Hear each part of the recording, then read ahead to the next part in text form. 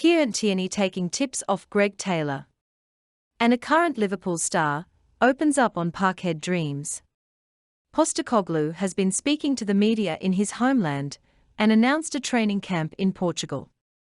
Former Celtic defender Kieran Tierney has admitted that he has been taking tips off Greg Taylor about the inverted fullback role.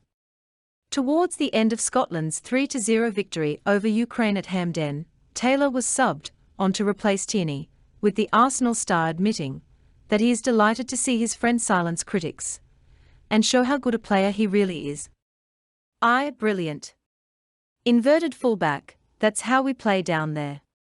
I watch him every week, trying to take tips from him, said Kieran Tierney when asked about Taylor's performances of late when speaking to Football Scotland. It's brilliant to see him doing so well because he's a great guy. I'm really close to him, I speak to him a lot. So yeah, I'm buzzing for him. We watch each other's games, always, and text each other as well. It's a new role for me, and it's a role where he's really comfortable in. It's great to watch him, and he's been one of Celtic's best players this season. Greg just keeps working hard, Greg's attitude is brilliant. As I say, I'm delighted to see him doing so well. He's a great guy who deserves all the credit that he's getting just now. Talking of fullbacks, Andy Robertson is happy at Liverpool, the defender a Champions League and EPL winner since leaving Scotland. However, Andy has never hidden his passion for Celtic. Andy has admitted every time he watches Celtic he plays out turning out for his boyhood heroes. When you watch them and see a packed Celtic Park, as a fan you always have that dream. Ideally I want to finish my career here at Liverpool. If I can stay at the top of my game, at the top of the tree my whole career, that's the route I want to go down. But also, when I look at Celtic and when I was growing up, I was thinking I wanted to give them my best years.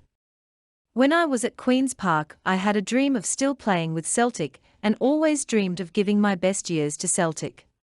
And now I don't want to go, as a 34 or 35-year-old guy that my uncles start hating on me because I can't move anymore. Time will tell. I'm very much a person who lives in the moment. I don't look too far ahead, and I don't often look back. There will be a time for that. Now to the Celtic manager. Postokoglu has been speaking to the media in his homeland and announced a training camp in Portugal to get his players ready for the second half of the season.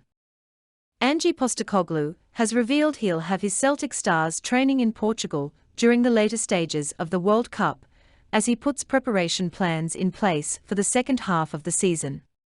Postokoglu has been back home in Australia, hyping up the Sydney Super Cup during the international break.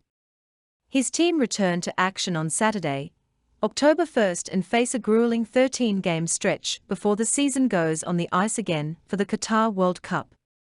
The Parkhead Stars won't get the chance to put their feet up though, as just 5 days after they sign off against Ross County, there will be an action against Sydney FC Down Under, as part of the Sydney Super Cup.